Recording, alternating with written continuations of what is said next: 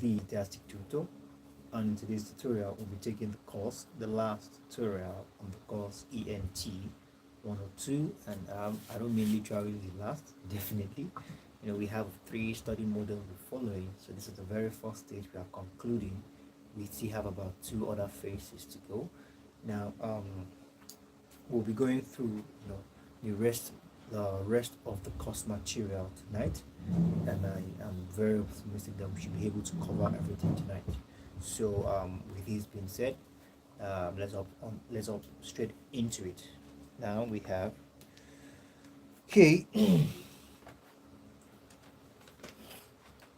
have ENT, ENT 102. Okay.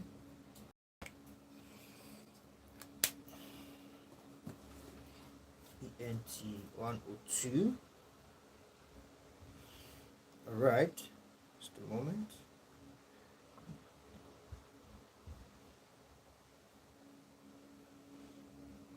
So, just like as I said earlier on, we should be taking the last part of the course ENT102 today. And okay, Miss Amolola says, "Good evening, sir." Good evening, ma. It's great to have you on stream tonight. So, like I said earlier on, we are taking the course ENT102, and I'm very much optimistic that we should cover a lot of ground tonight. Okay. So, right, just a moment.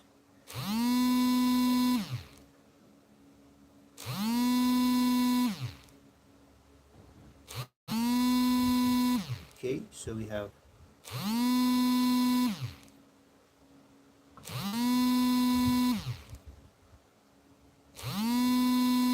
now we have just a moment, trying to clear my screen. I think I have a lot of stuff on my screen here. Great. Now we are talking about the concept of what? Talking about the concept of economic, all right, scarcity. Some of us might be wondering, why is ENT, all right? Why is ENT sounding like economics? All right. This is one course that it covers a lot of field. Okay, it's one course that stretch its band, not just in business alone. It stretched band to government as well. Stretch its band to government, to economics. All right, it stretched band a lot. So now, but before we go into this, yesterday, we talked about some things. All right, we talked about in our last class, we talked about some certain things. We discussed what we refer to as offer, who is an offeree, and who is the offerer. All right, all this when we discussed about contracts yesterday. Why do we have to go into contract, and what are the things we should look out for when going into a contract? All these things we discussed yesterday. We discussed what an agency is, all right, and all of that. So today we are going to be talking very particularly about the concept of economic scarcity. Okay, now economics idea of scarcity. All right, let's talk about scarcity.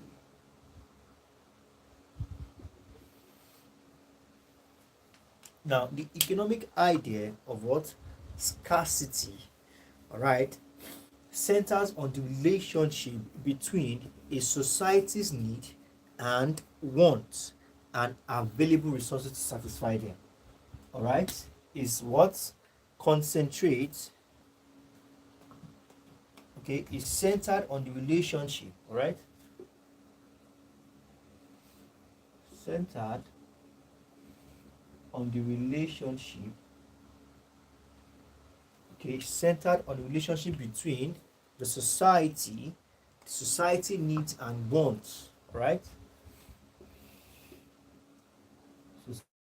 society's needs and wants, as against what?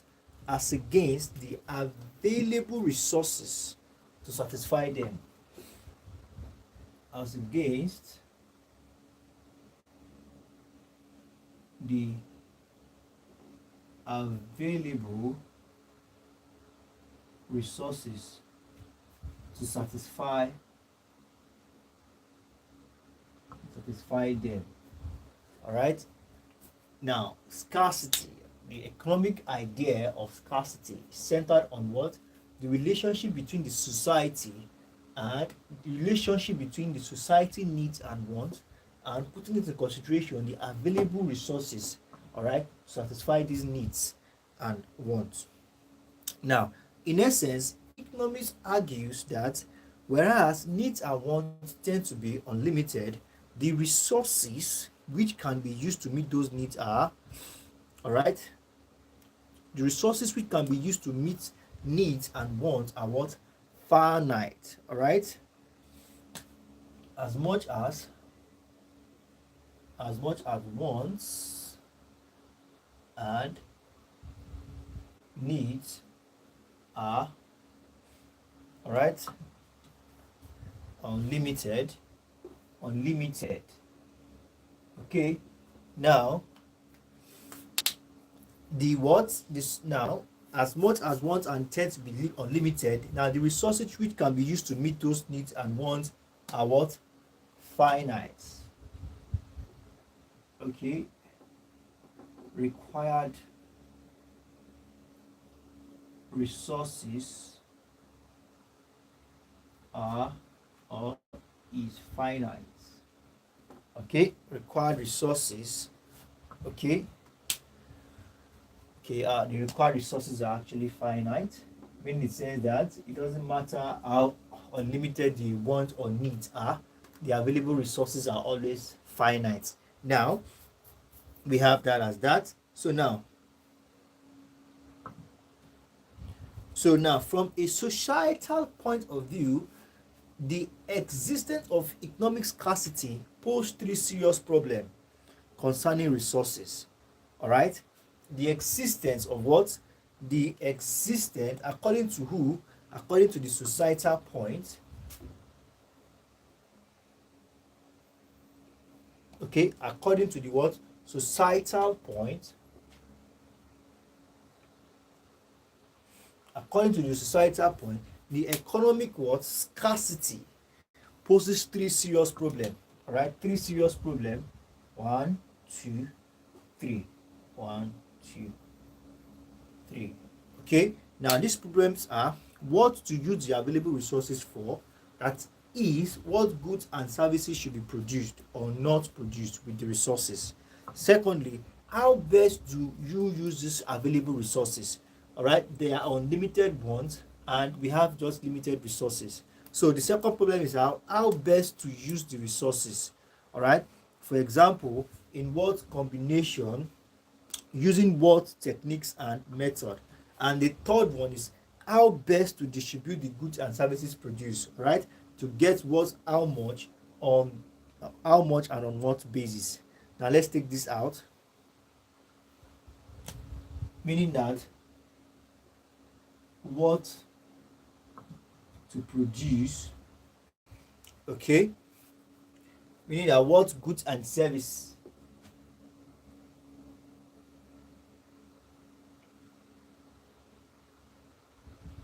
to produce with the available resources. Right, now how best to use those resources. All right, how best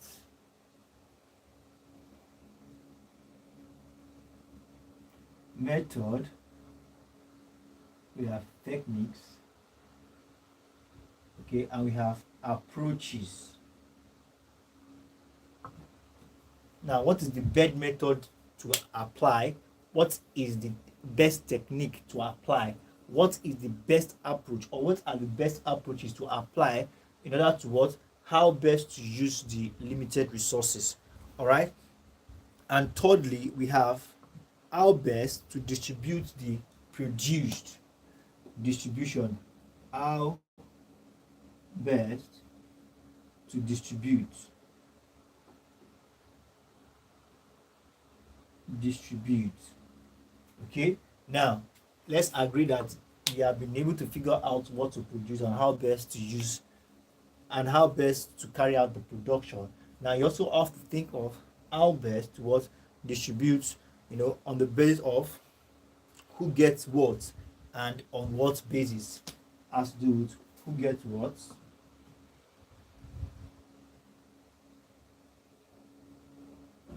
now on what basis.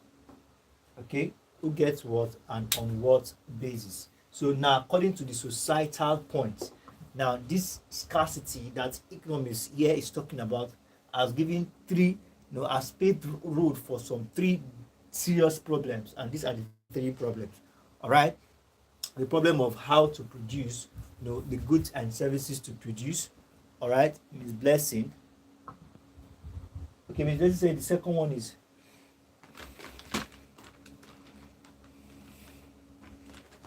now the second one is how best to use the resources are limited, so how best to use the limited resources. All right, how best to use. Ms. Blessing, are we on the same page now? How best to use those resources. All right, how best to use those resources. Okay, I believe we're on the same page now. Now let's talk about, so we have that as that, and we'll be moving on. We'll be talking about some types of economy. All right, awesome, thank you for that. We'll be talking about some types of economy right now, and we'll be looking at the very first one will be centrally planned economy. All right, centrally planned economy. Now, when we say an economy is centrally planned, what are we talking about? Now, here, most of the key decisions on the production are taken by a central planning authority, and in most cases, this central planning authority are the states and its agencies. All right, this is a situation whereby most key decisions of production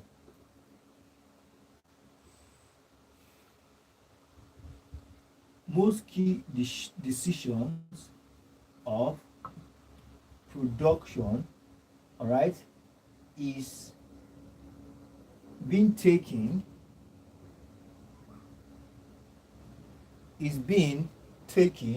most key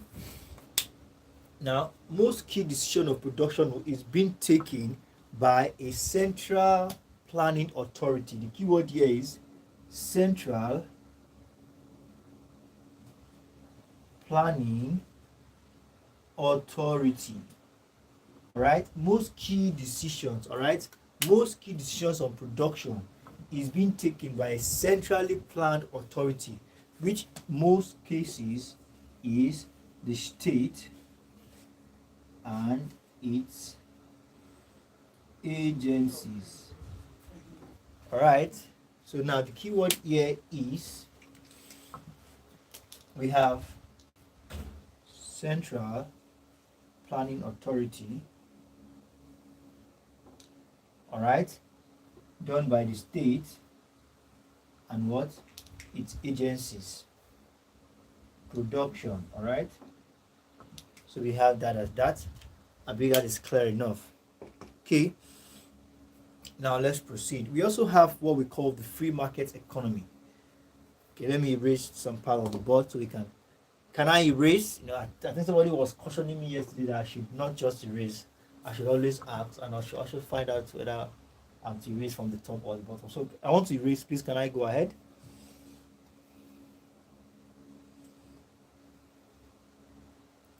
Okay, I want to erase. Can I go ahead?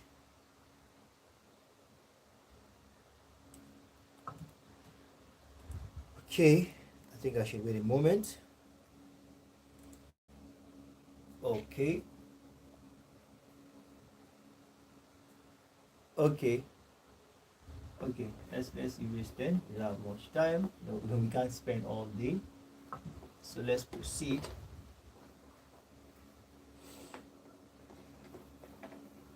We are talking about different types of economy, all right? And we just concluded, we just talked about the centrally planned economy. And we said here, this is where the states and its agencies makes the decision, all right, on what to produce. You know, it was in 300 level, you have expatiate what to produce, how to produce for you as much as you want. But here, just keep it short. All right, 100 level, 200 level, keep it direct and precise. Now, let's talk about the other ones. Yes, awesome. Yes, thank you very much. Now, we are talking about the free market economy now. Now, the free market economy is when the state controls most economic decision. In the former, now, the state controls most economic decision in the former, all right? Now, the key economic agencies are private individuals, sometimes called household or firms, and these interact now the free market through a system of price determine allocation of resources. Now, when we say free market economy,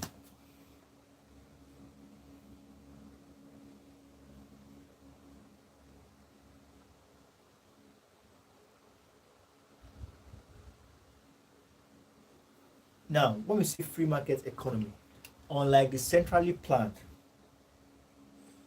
all right, unlike the centrally planned, where it is the states and its agencies that make decisions. Here, the key decisions are made by economic are made by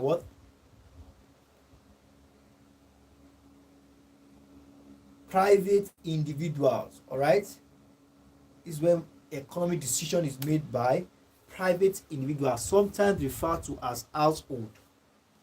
Okay, key economy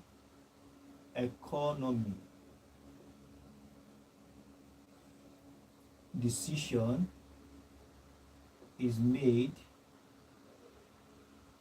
by private firms, individuals, all right, private firms, individuals, and these people interact in free markets. Now, first, let's take it the key decision here against the centrally planned. Here, it's a different one. The key decision are made by the private firm and individuals. Okay, and they interact through what we call the price mechanism. All right, through a price system. Okay, and this is determined the allocation of resources. Now, interact through a price system. All right, so here we have it for the free market economy. Now,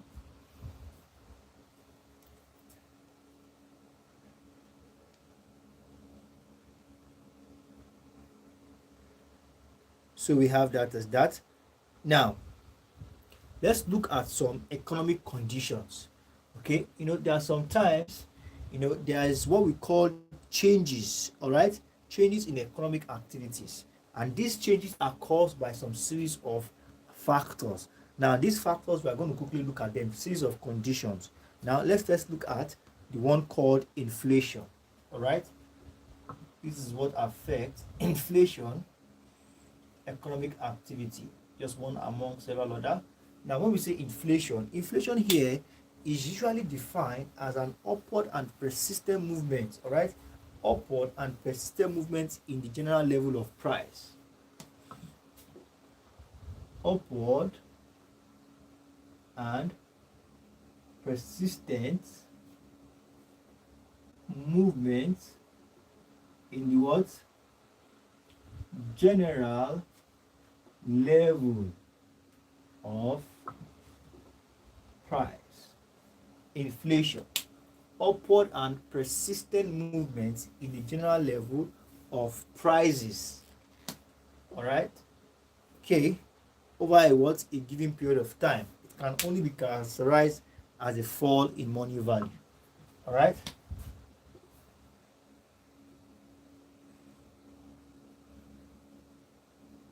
Period of time can also be referred to as fall in money value. All right. Fall in money value. That is what we refer to as inflation. Upward and continuous, upward and persistent movements in the what? General level. All right. General level of price over a given period of time. All right. And it is usually referred to as the fall in the value of money. So we have that as that. Now, we also have what we call economic growth. Okay. Now, economic growth is said to be an objective shared by, okay, I don't know why they did not include, just like we have inflation, we also have what is called deflation. Okay, just a moment. I think this is one of the things we are talking about in the material. No, when we say deflation, inflation is just the opposite of inflation. Okay, so this is cost movement, right? Upward and persistent. But when we say deflation now, here it is downward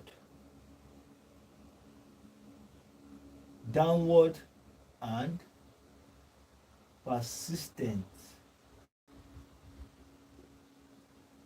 movement. All right, this is deflation, downward or persistent movement. All right, here everything goes down. I think it's more of, it has to do with money, the circulation of money when it's very limited. All right, when money is very scarce. All right, it's downward and continues. Where we had this issue of no cash.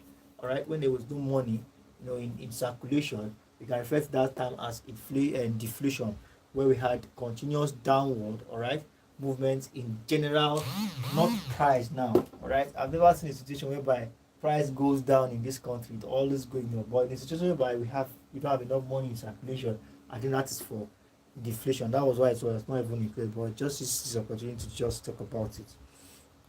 Now we have what we call economic growth. Now, economic growth is an objective shared by government and organizations alike. All right. Now, it is said here, economic growth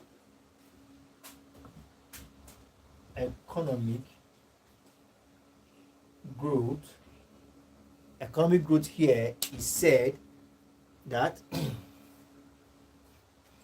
now said to be when government aims in, all right, achieving what? A steady and sustainable level of non-inflation. A steady what? And sustainable levels. Steady and sustainable, all right, steady and sustainable levels of steady and sustainable level of what? Non-inflationary. Steady and sustainable of steady and sustainable of non-inflationary. All right, when you say there's an economic growth, now you're talking about a steady and sustainable non-inflationary, it has non-inflationary growth. All right,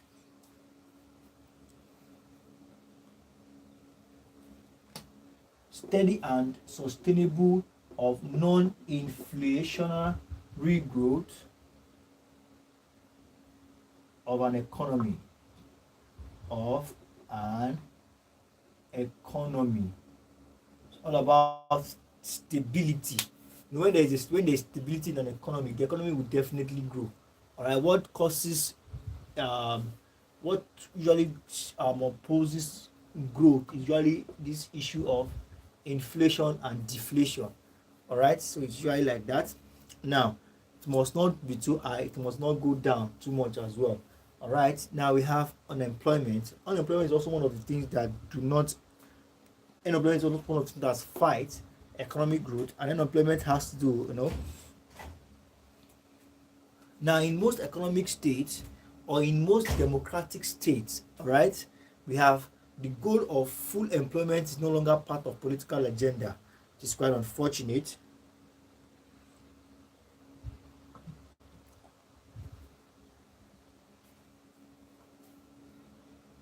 Okay, now we have what we also call balance of payments. Just a moment, I think we have balance of payment. Now, a country balance of payments is what? A country balance of payment, is what is essentially, now a country balance of payment is essentially the net balance of credit. All right, balance of payment. I think it's an economy that we really dissected the the word unemployment. When there are jobs available and people go for the job they want, not the available job. All right, that's where you can say there's the issue of unemployment has been resolved. All right, now let's talk about the balance of payment. Now, a country's balance of payment is what? Okay, Miss Blessing said balance of payment is under what? We are talking about things that affect the economic activity of a country. All right, we are all talking about factors or conditions that affect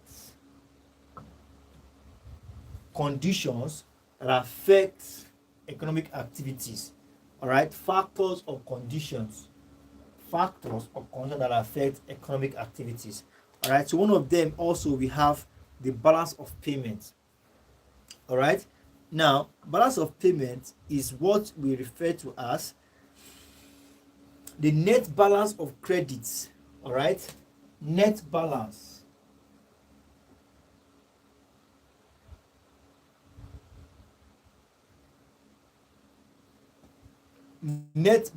of credits, which is earnings. Net balance of credit, which is earnings, and debits. All right, and debits. All right, which is what? Payments. Debits, payments, earnings, credits, earnings, arising from what? International trade over a given period of time. All right, arising from international trade over a given period of time. All right, so if there are enough transactions that occurred and there are enough earning more than the payment, it's one thing that can also affect the economic activity of a country. Now, it can also affect it positively as well as it can affect it negatively. All right, so the net balance now is said to be now the balance of payment now is said to be the net balance of credit, which is the net balance of earnings, and the net balance of what? Payment, debits, okay, arising from international trade over a given period of time. All right, a country's international trade over a given period of time.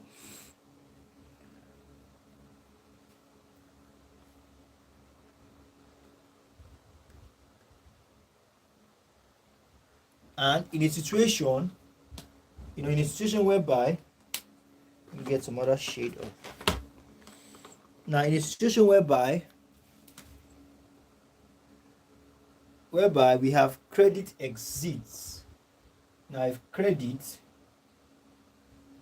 exceeds if credit exceeds debits, if credit exceeds debit, and we have if debit exceeds debit exceeds. Now, in a situation whereby credit exceeds debit, then we have payment surplus. All right, payment. All right, we have payment surplus, and if it's the other way around, then we have deficits.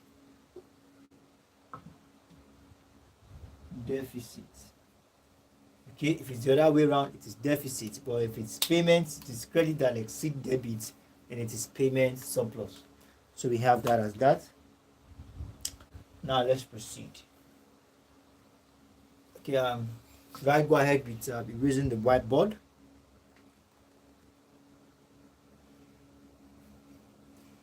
Okay, I'm just going to spare maybe a minute or two before I do that.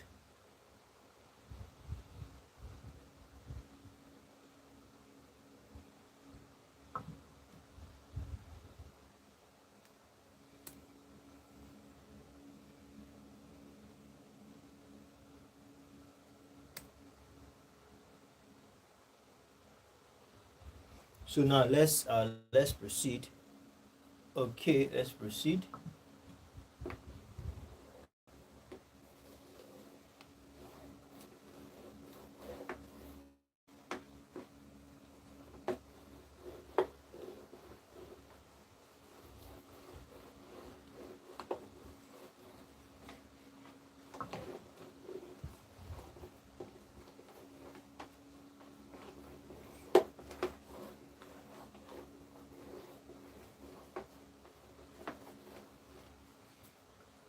So very quickly, let's touch on what I call now controlling public borrowing. Now let's take note of this point. Government raise large amount of money from revenue annually. All right.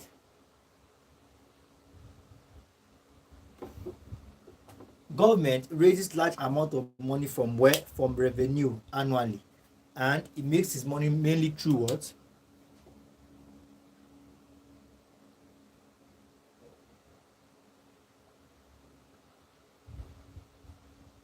Raises what? Revenue annually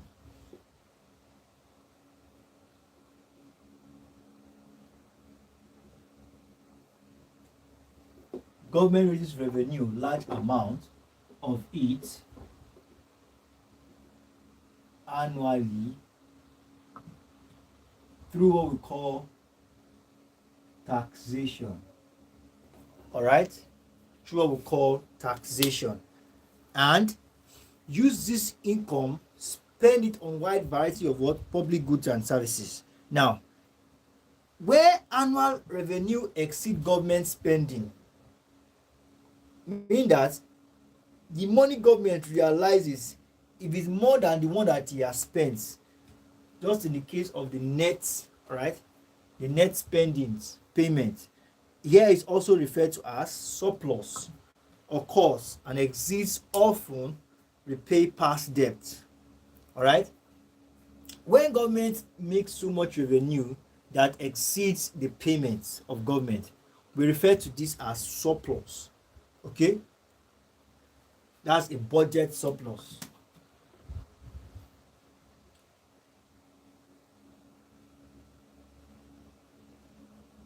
Okay, when annual revenue exceed government spending,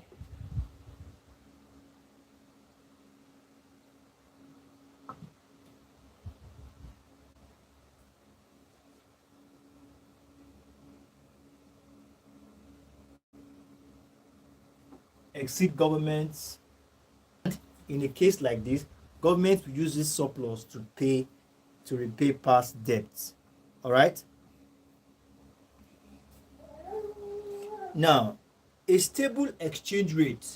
Now, pay attention to this, please. A country's currency has two values. All right? A country's currency what has two values. Now, the first value is what we call the internal,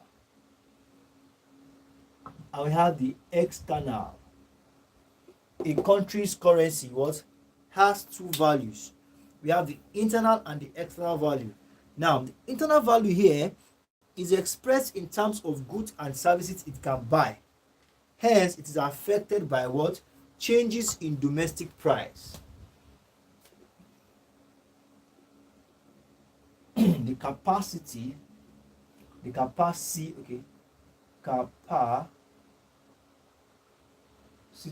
of purchase.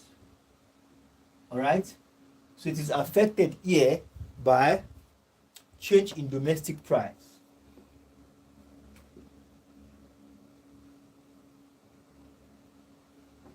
Right, it is affected here by change in domestic price or prices.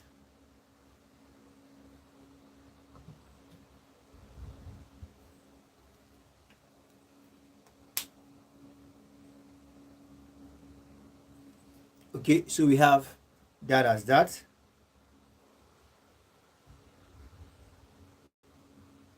And the external value is more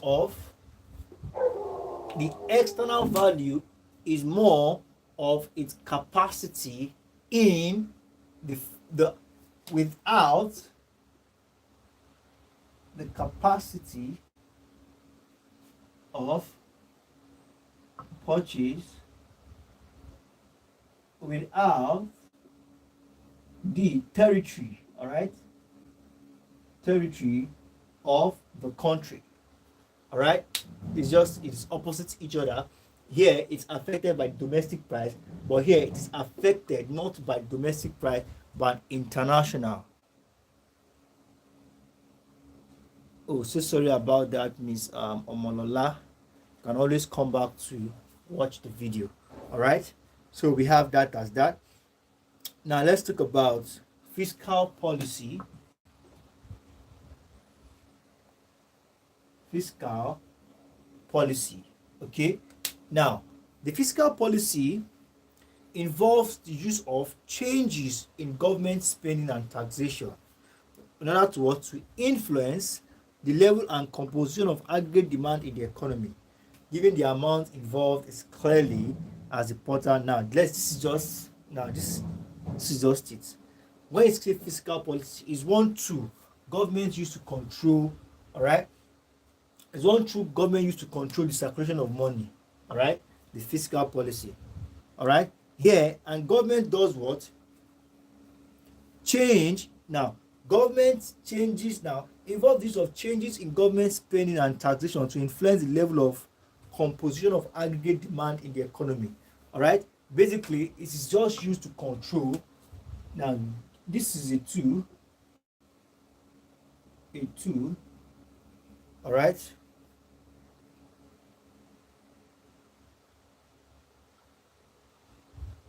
all right. Now here, government spendings, all right, this is a tool used, all right,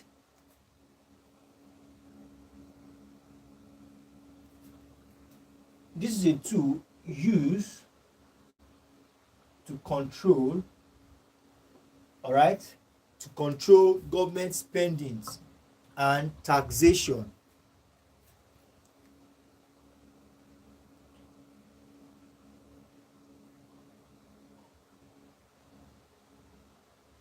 All right,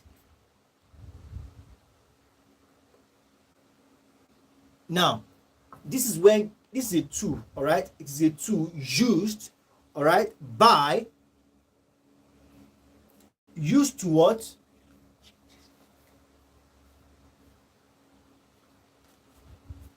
Control. Okay, let me use to influence, all right, used to influence, all right, government spendings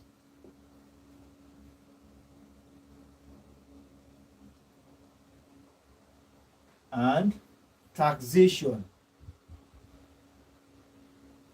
Okay, government spending and taxation in order to what? Influence the level and composition of what we call aggregate demand.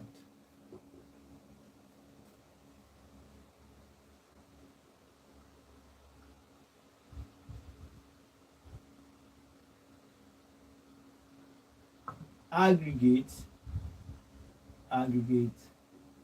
demand. Now, let's not be confused. You see, fiscal policy and monetary policy, all right, both of them, they are tools used by the government to just control the circulation of what we call money in the economy.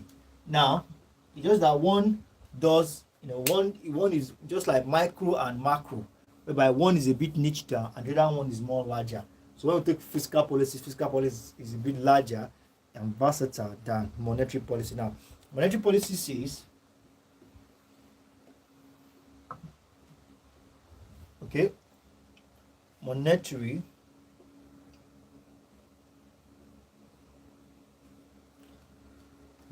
policy does what? Seek to influence monetary values, all right, monetary variables such as the money supply or rate of interest in order to regulate the economy.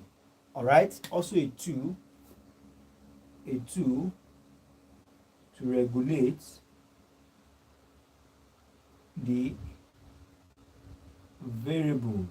All right, to regulate the monetary variables,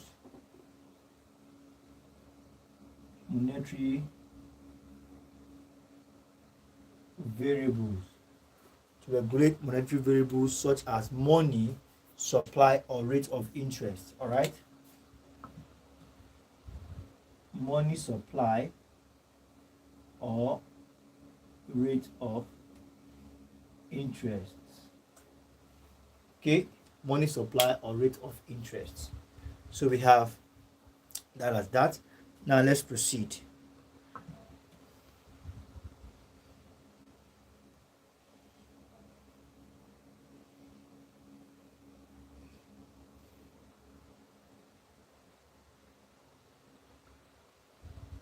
Okay, now let's talk about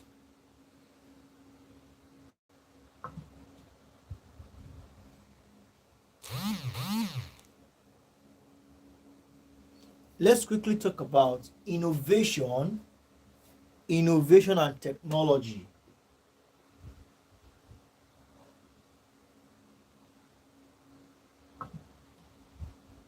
Innovation and technology. Okay, now there are two types of innovation that can occur as a result of what we have: product innovation and process innovation. Now, these are the two innovations that can occur as a result of technological change. All right, the product and the process. Now, product innovation is said to be development of what new products, like the microprocessors that will have far reach effect on businesses. All right, development and advancement in development of new products. Dev of new products. We give you the example of Microsoft microprocessors, in the business world. All right. Now, the process innovation now, on the other hand, refer to what? Changes that take place in production process.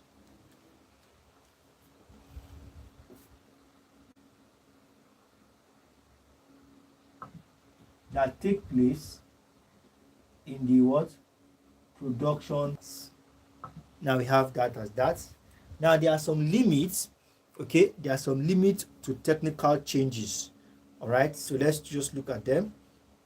Limit technical changes: we have a country's population. All right, it also have many effects on the economic and the environment.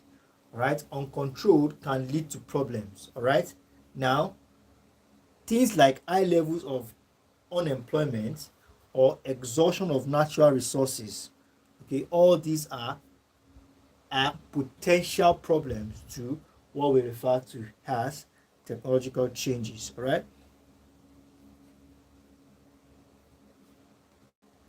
So we have comparison to Russia's current population of around 145 million is projected to fall about 100 million by 2050 as a result of decline in birth rates and rise in death rates in the wake of the country's economic collapse. All right. So these are one of the disadvantages of economic technological advancements. Okay. So we have that as that. Now there's something called net migration. All right. Net migration. Now, net migration is said to be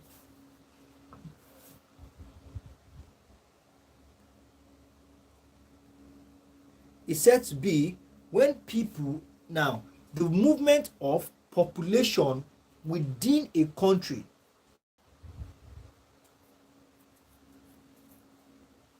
All right. Net migration, when mass population moves from a particular country to another country. All right. And now the balance between this living immigrants and those entering immigrants. Now a country has over a given period of representative rate. Now we have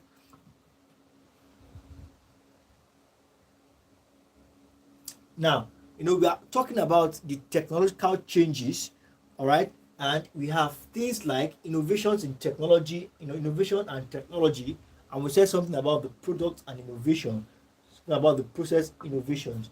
So now this is where when we say net, like when we say net with large volume or total volume of people who are migrating, and definitely people would leave places that is not functioning well to places they feel they are more of a greener pasture.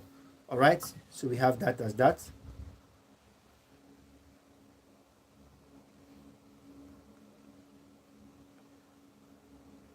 Okay, now let me erase this and let's talk about forecasting.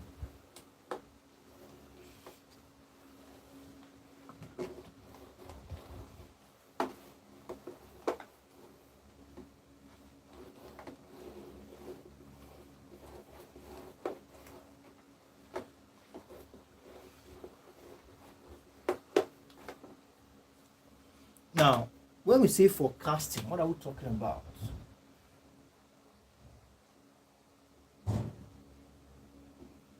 Forecasting. Now, forecasting is another method used by organizations to what? Analyze their environment. Organization, this is one method they use in analyzing their environment. All right. Now, it is said to be the process of predicting what will happen in the future, considering the interplay of some environmental variables. Process of what? Predicting what will happen, okay, in the future on the basis of some environmental variables.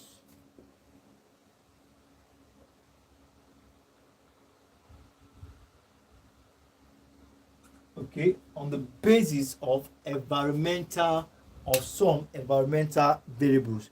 Now it's all about, okay, now this is what we have at hand. This is the information, whether, I believe a lot of us should know what we refer to as weather forecast, based on what the weather forecast specialist sees, based on what the cloud is like now, they could predict, right? They could forecast what the weather might be like, or what the weather might tend to be tomorrow. So that's what forecast is basically all about. Now we have something called SWOT. All right, we have SWOT. This is one thing we're going to come across in our 200 or 300 level. We are going to do our business proposal. Okay, and we have SWOT, which means strength, weakness, opportunity. We have strength, we have weakness, We have weakness, we have opportunity, and we also have threats. All right, threats. That's what SWOT is: strength, weakness, opportunities, and threats. All right.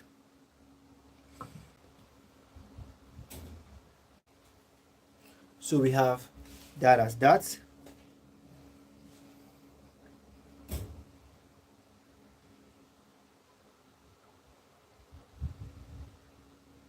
So let's talk about forms of business ownership, all right, and sources of finance. Now, the very first one we want to look at is what we call the proprietorship slash sole trader. All right, who is a proprietorship? All right, who is a proprietor slash sole trader? Who is a proprietorship or a sole trader? Now, a sole trader or a proprietorship is a person who enters business working for himself or herself. Now, such a person puts in the capital to start the enterprise. Okay, work either for himself or herself or with employees as reward will receive profit. All right, basically, this is what we call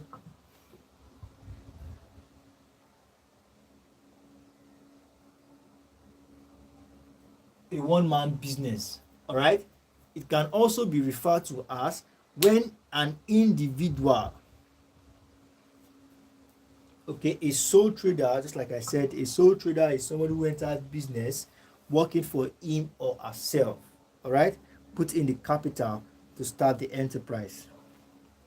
So we have the features, we have ownership, owned by one person. All right, this kind of enterprise is owned by one person, and liability under this enterprise is one man's business, is unlimited. Here, liability under here is unlimited. It faces everything squarely.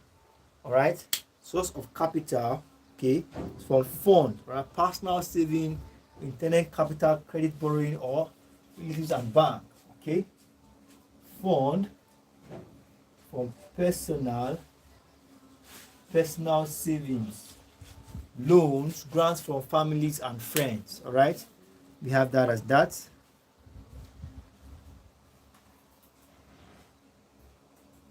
So under the law, they are acknowledged and they are not different from corporate business organizations. All right, so we have that as that.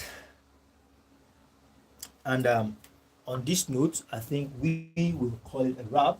I think this brings us to the end of the course ENT102. So I want to say a big thank you to every one of us who we started this course together, and here we have come to the end of this course, the very first stage in our three stages or models of studying. Now, thank you very much, everyone.